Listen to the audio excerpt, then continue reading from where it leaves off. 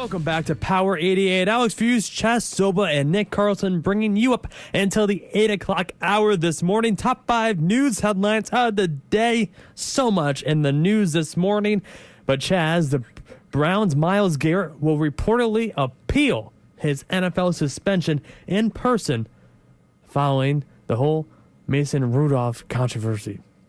A lot of NFL players tweeted about that and took to social media to share their opinions with that, saying it's, one of the worst displays of football they've ever seen, even in professional sports, period.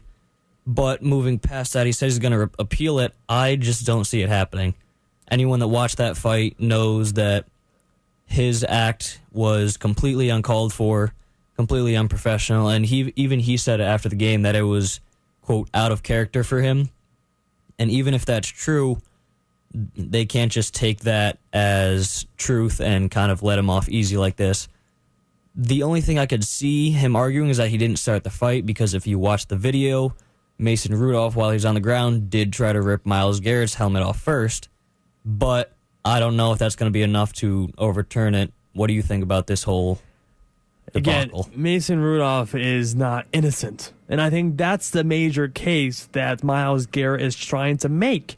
Yes, I understand where he's coming from, but also Myles Garrett is nowhere close to being right in this situation. There was just 6 seconds left of the game. Suck it up. You're almost done. Yeah, any no frustration. Exactly. There's no reason for it. I could see if it was halfway through the game and things were just getting ugly, but 6 seconds left, come on now. I think he'd honestly have an easier time arguing that Mason Rudolph deserves to be suspended than trying to argue that he doesn't deserve to be suspended. I think they both should be suspended. And the funny thing is that he got 3 games and Mason Rudolph didn't get any. Right. Obviously, Marquise Pouncey got 1 game for stepping on Myles Garrett's head in defense of his quarterback. And there's another player that got another suspension, but in this whole thing, the 2 people at the forefront, only one of them got the suspension. And I don't think Mason Rudolph should have gotten off this easy. I think maybe 1 or 2 games would have sufficed just fine, but I don't think that anything for that. But Myles Garrett really got the worst of it, although he did do the worst of it, so I guess that's fair. It is fair in Myles Garrett's case, and I see where he's coming from. I think the only reason why he's appealing the suspension is to really put in the after effects of Mason Rudolph not getting anything. I think if Mason Rudolph got some sort of punishment, he wouldn't have appealed. And this is his kind of way to make a statement, and he's not in the right as well. And again, we're just talking about bad PR in sports. This is not a good story for the NFL. Of course not, especially for the Browns, who have had their struggles this season, losing arguably their best player this year. It's hard to see them lose a player like that, and there's really no set suspension. I think that's also why he might go in to argue it, because they haven't actually given him a suspension other than the rest of the season and indefinitely.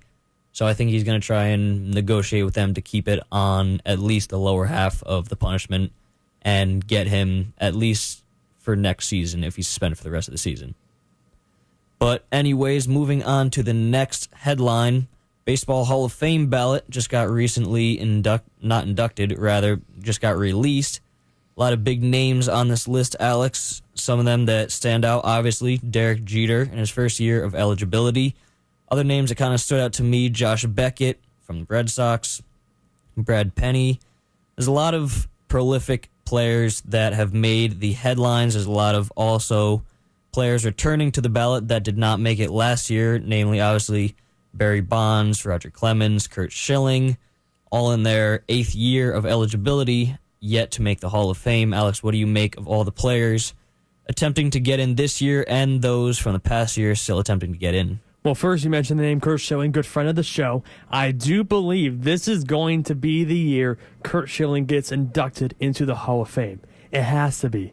I think he 100% deserves it. I think politics should not play any aspect of getting inducted into the Hall of Fame.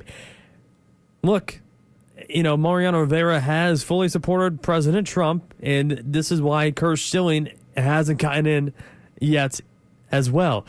So again, Mariano Rivera, first unanimous Hall of Famer in baseball, inducted on his first year on the ballot, fully supports Trump. Why is Chris Shelley not in the Hall of Fame? That's my main question. And then also, Derek Jeter, first year on the ballot. Do I think he's going to get in? Yes. Do I think he's going to be unanimous? He shouldn't be. He shouldn't be. You know, and again, this is coming from the Yankee fan. Derek Jeter, phenomenal player, not unanimous. Mariano Rivera, yes. Derek Jeter, no. Saying that Derek Jeter shouldn't be unanimous is definitely a fair statement because, like you said, obviously fantastic player. Also one of the most humble players to ever play the game. And a lot of good relations with the news is also playing a big part in getting into the Hall of Fame because it is them who votes into the Hall of Fame. So while that will help them, I don't think he is going to be unanimous like his former teammate Mariano Rivera, but I don't think he quite deserves it just because, although, like you said, he's a great player, he has had his struggles in his career. There is some lowlights in his career, but like you said, obviously, definitely going to, certainly I'd assume first ballot. But as far as people that are trying to get in, there are 18 newcomers on the ballot. Looking at these names, I see maybe 2 or 3 that I feel like are going to get in this year. If that, Derek Jeter will certainly get in. I would think that Cliff Lee has a pretty good chance, possibly Josh Beckett, although Josh Beckett's career hasn't really lived up to what he was back with the Red Sox. You know, I feel like I'm laughing. No offense to anyone's career, but like when you start getting down to the bottom of the list, now you start talking about guys like Brian Roberts, and who was, I mean, I get why he's on the list, and he's a great second baseman, but just not a Hall of Famer. I'm sorry. And then, you know, my favorite player of all time is on this list, Alfonso Soriano. Love Soriano, but he's not a Hall of Famer.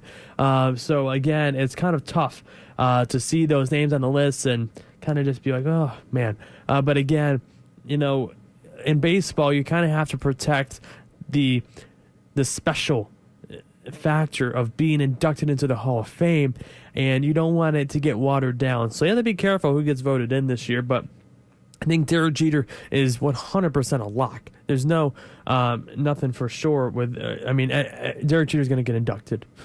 He could be inducted unanimously. He could.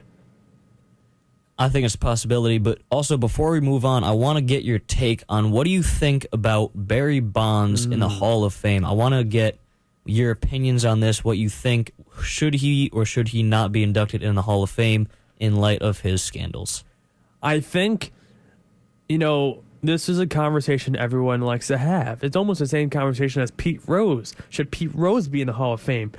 Look, I think at the end of the day, guys, you have to look at the matter of the fact that these guys, if they go into the Hall of Fame, you're going to have a different ceremony for these guys because they're going to take away from the actual event.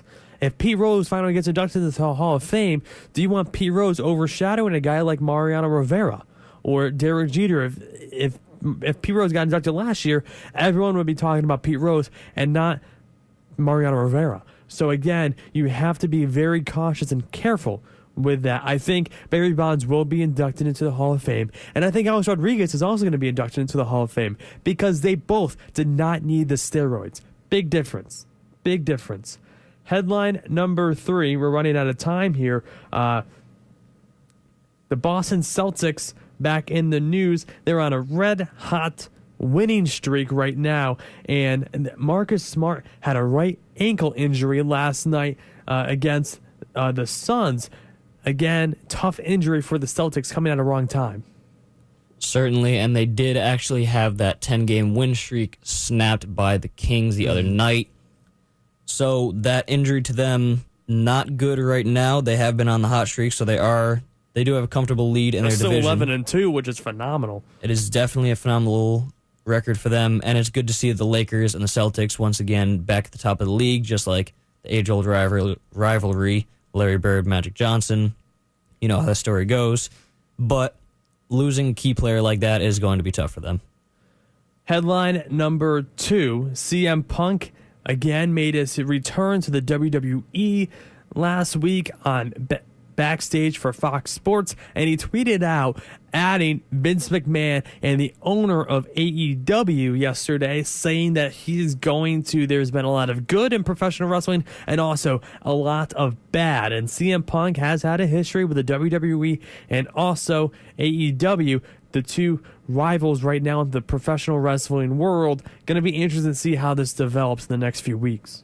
And obviously CM Punk, one of the most polarizing figures of professional wrestling in past years. He's been sort of absent in the wrestling scene in the past years, but he has made his return. He is going to be a part of WWE backstage. He's not under contract with WWE, but he is under contract with Fox Sports, so we'll see what he has to say about Vince McMahon, the WWE, and the current state of professional wrestling. Do you think he's going to make his return in the ring? I don't know if he's going to make his return wrestling, but I think he's definitely going to return to the wrestling scene and become, once again, one of those top figures and top advocates for professional wrestling. So, like you said, we like to end every Top 5 news headline with what national day it is. And Alex, today is National Carbonated Beverage with Caffeine Day. Oddly specific. Very specific national holiday. It can be celebrated, obviously, by drinking but just regular carbonated beverages with caffeine. Started in 1767 when an Englishman by the name of Joseph Priestley suspended a bowl of distilled water above a beer vat at a local brewery in Leeds, England. That experiment led to infusing water with carbon dioxide to make carbonated water.